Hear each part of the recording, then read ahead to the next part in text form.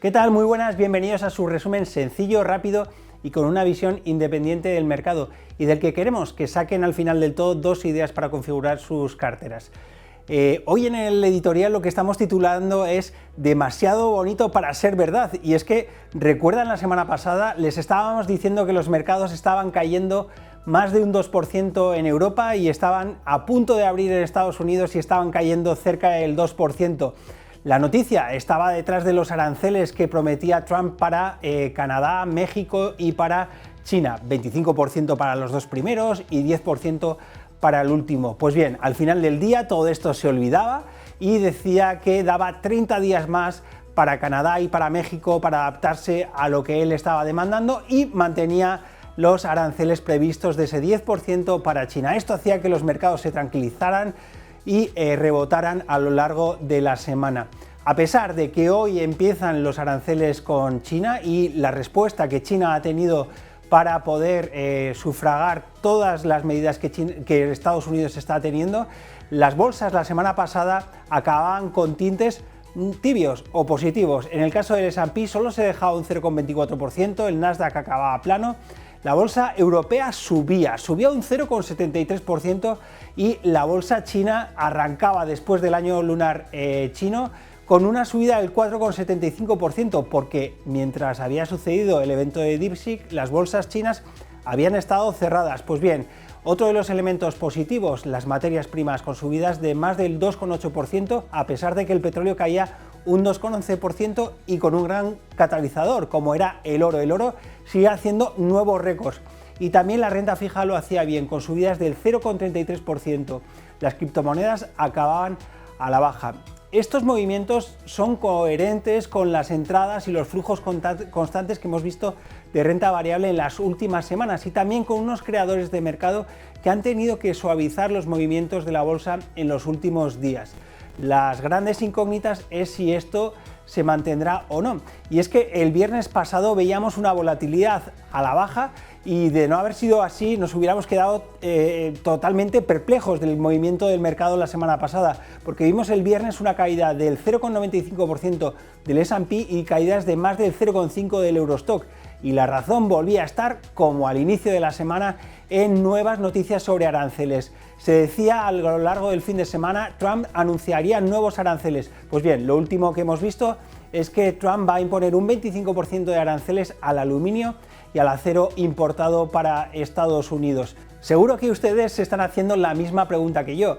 ¿Por qué los mercados europeos lo están haciendo tan bien en relativo? Estábamos viendo subidas del 8,7% aquí en Europa frente a subidas del 2,4% desde el inicio del año en Estados Unidos. Pues bien, la parte macro no nos está ayudando. La producción industrial alemana ha caído, lo veíamos la semana pasada. Estamos viendo menores confianzas por parte de los empresarios alemanes y también estamos viendo peores exportaciones de los grandes empresarios alemanes. Lo que sí está ayudando a las bolsas son esos menores precios dentro de las acciones europeas, esas primeras conversaciones para el fin de la guerra en Ucrania, y estamos viendo también cómo existen unos beneficios empresariales que están ayudando a que los índices europeos lo estén haciendo mejor. La semana pasada veíamos algunos elementos o casos específicos, como el caso del Santander, que subía un 11% en la semana, haciendo que el IBEX 35 subiera por encima de los demás índices un 1,68% y hacen que el índice español sea uno de los mejores en el año. Y también de manera global estamos viendo el periodo de publicación de resultados del último trimestre del año pasado. Estamos viendo unas sorpresas tibias en la parte de beneficios, 54% de las compañías sorprenden al consenso de los analistas, pero el 74% están sorprendiendo en ventas, frente a una media histórica próxima al 58%. Esto está siendo el gran catalizador. La gran pregunta sería si los años en los que el Eurostock lo está haciendo bien al principio del año, esto marca una pauta para el resto del año. Pues bien, hemos estado viendo la historia a lo largo de los últimos años, desde el 1999, y vemos que tenemos de todo. La historia no es concluyente, con lo cual hay que seguir el ritmo de los mercados. La otra pregunta que deberíamos de hacernos es si Estados Unidos está teniendo algún catalizador extra para mantenerlo en los mismos rangos. ¿Por qué no sube más Estados Unidos? Pues bien, estamos viendo como además de los aranceles está existiendo una falta de confianza en si Estados Unidos debería de mantener o no ese excepcionalismo que todos los estrategas están poniendo sobre la mesa. Al efecto DeepSeek deberíamos de estar añadiendo todo lo que la semana pasada conocíamos. En el momento en el que los mercados se vienen arriba porque vemos una revitalización del sector manufacturero, porque por primera vez está en crecimiento, como veíamos la semana pasada, después de 27 meses a la baja, aparecen aguas menos claras con ISMs de servicios que vuelven a caer y veíamos el peor dato de los últimos 7 meses. Cuando también volvemos a dar saltos de alegría porque la tasa de desempleo baja hasta niveles del 4%, vemos cómo la confianza del consumidor vuelve a caer porque las expectativas de inflación a 12 meses del consumidor se sitúan en máximos recientes y esperan inflaciones del 4,3% para dentro de un año. Ya ven, falta de claridad.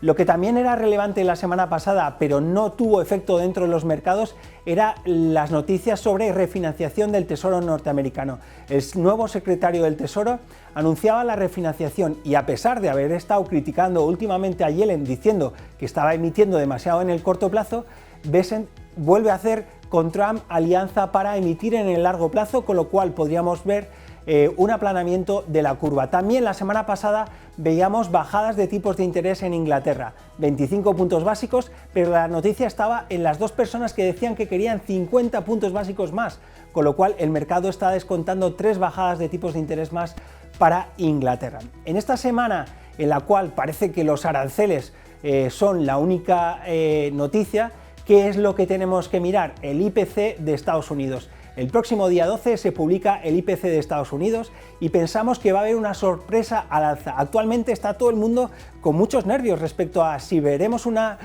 nueva alza de la inflación. Pues bien, pensamos que el IPC Core, que se estima que pueda salir en niveles del 3,2%, puede ser superior al esperado.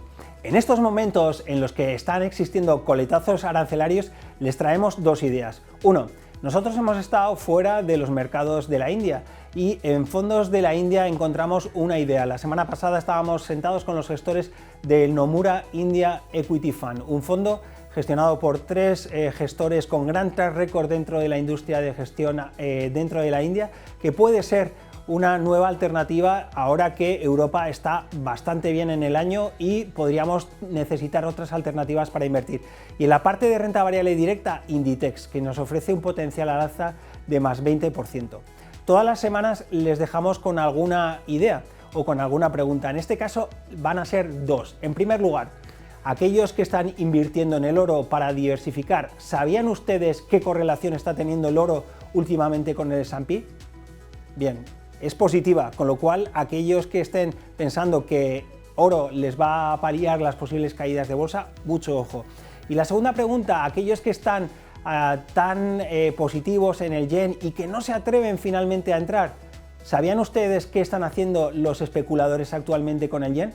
Sí, están entrando y la posición neta especuladora dentro de los futuros del yen en Estados Unidos empieza a ser positiva por primera vez en el año. Como siempre, les deseamos una gran semana de mercados y ya saben, si quieren mantener el pulso a los mercados financieros, tienen una nueva cita la próxima semana aquí, de la mano de Beca.